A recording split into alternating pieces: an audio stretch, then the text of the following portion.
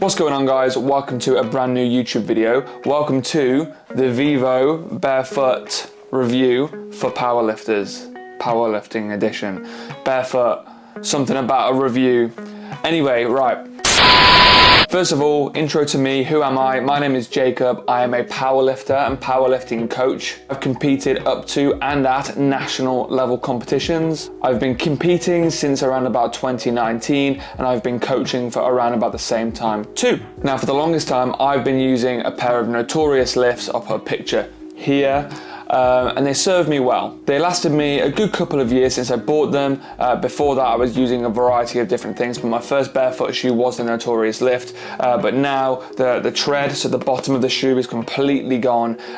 They're strapped, so they've got like Velcro straps, and they're falling apart. There's loose threads and whatnot. So I thought, right, it's time for an upgrade. So I bought the Vivo Barefoot Primus Lite 3s, and these are the knitted version. Now, a pair of these bad boys is going to set you back around about 140 quid.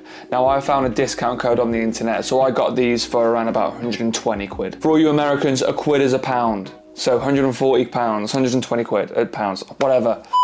So I've been using these for around about 3 weeks. I'm in competition prep, so I'm training regularly. I'm training for long periods of time, and I've had a pretty good usage out of them. Now, typically, depending on the shoe, I'm a UK size 7 to 8, but for these, I actually had to get a size 6. So my ego took a little hit there. I felt that. So today, I'm gonna go through 4 main areas of review. Comfortability, are they comfortable?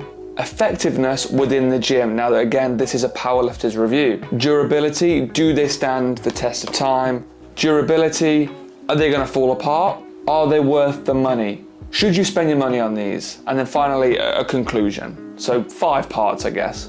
Comfortability, so are they comfortable? Now, firstly, for a barefoot shoe, they're pretty comfortable. The sole on the shoe is extremely thin. They have a knitted upper to them, so they actually feel quite nice on the foot, around the top of the foot. The toe box is super wide. The toe box is really wide, so your feet go in here. So my feet have a lot of room to like dance and stuff. And even though the sole is super thin, my foot doesn't feel like overly exposed either, which is nice. After training for a long time, my feet do start to ache.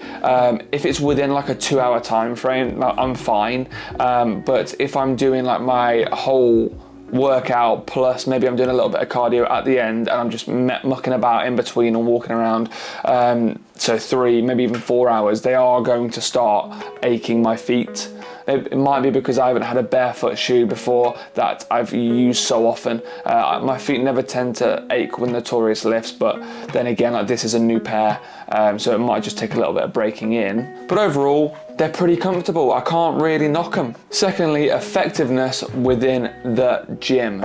Now, on most surfaces, they're pretty grippy and they'll do their job, they'll stick. But on some select carpets and wood, they do actually slip a little bit, and I'm a little bit disappointed by that. When bench pressing, sometimes, depending on the surface, I can feel my feet slip. And again, it's not all surfaces. So at my normal gym, I bench press on a carpet and I don't slip there. But I've been to 2 or 3 other gyms and my feet do slip just a little bit. And I think it all depends on the carpet.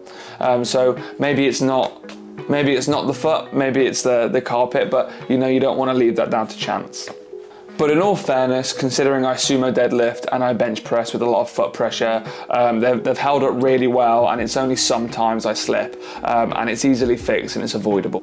So for my accessory work, they do feel pretty bang on. I like to feel the floor, and I like that I've got a lot of freedom in them, and I can't really knock them for that either. So overall, they're pretty effective. Durability, are they going to stand the test of time? So I've only used them for 3 weeks, but in that 3 weeks, I've had no stitching come undone. The shoe itself is intact and it doesn't feel like it's going to peel or come apart, as opposed to my Notorious lifts, where very quickly I started to get little frayed ends, stitching came undone in certain areas, and I, not myself, but I know other people that have had like the outsole kind of like start to peel and stuff like that, but I never experienced that, but this has got none of that regardless, which is great. They do feel pretty high quality, to be fair.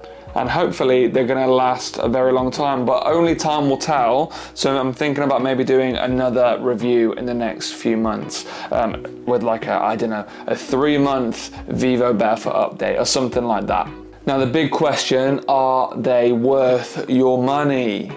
So far, I'd say yes. They feel good, they perform well. So for me, I guess that's enough boxes ticked for me to happily invest in these shoes. Now they are pricey at £140. They come at a cost, but I know Vivo are going for that premium barefoot feel. So you get what you pay for, I guess. Okay, let's conclude it. Final thoughts, what do I think? I like them. Now, of course, they do have their flaws. So personally, if I wanted to make them perfect and much better, I would like the outsole to be a little bit grippier, well, a lot grippier. So even on a poor surface, you're gonna be able to get a good grip on them. I am also a fan of kind of like the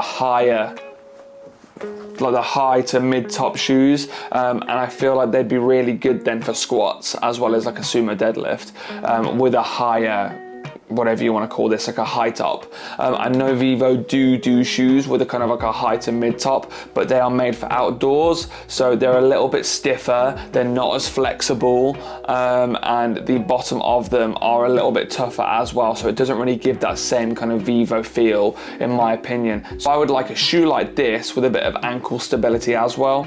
And maybe white wasn't the best idea because I've got them a little bit mucky already. I don't know if you can tell on the video, you probably can't, but I've got them a little bit mucky already, so maybe white wasn't the best idea. But for what they're intended for, they work well. Again, this is a Powerlifter'S review. It's for people that want to use them within the gym or for powerlifting. I'm not walking around doing the shopping in them. I'm not running and sprinting up mountains. I'm not jumping around a room. So for what I would use them for, they're great. Are there better shoes on the market? Now, I don't know, maybe, but I haven't used them and I haven't come across them. So for now, out of all the shoes that I have tried, these are at the top of the list at the moment.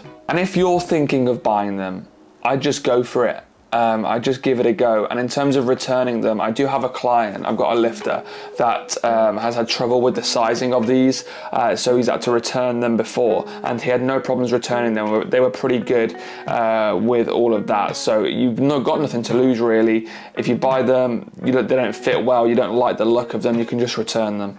So that's the video, guys. If you did like it, remember to like the video, comment down below what you thought of the review, what do you think of the Vivo Barefoot shoes. If you've got any questions about them, let me know about that as well, and I'll be sure to try and answer as best as I can. And if you could, please subscribe to my channel. I'm almost at 100 subscribers, and I'd be absolutely ecstatic if I reach 100 subscribers before the end of the month. To be fair, whenever really, but I'd just love to reach 100 subscribers. So yes, again, like, comment, share, subscribe. See you later, see you in the next one, I'm out.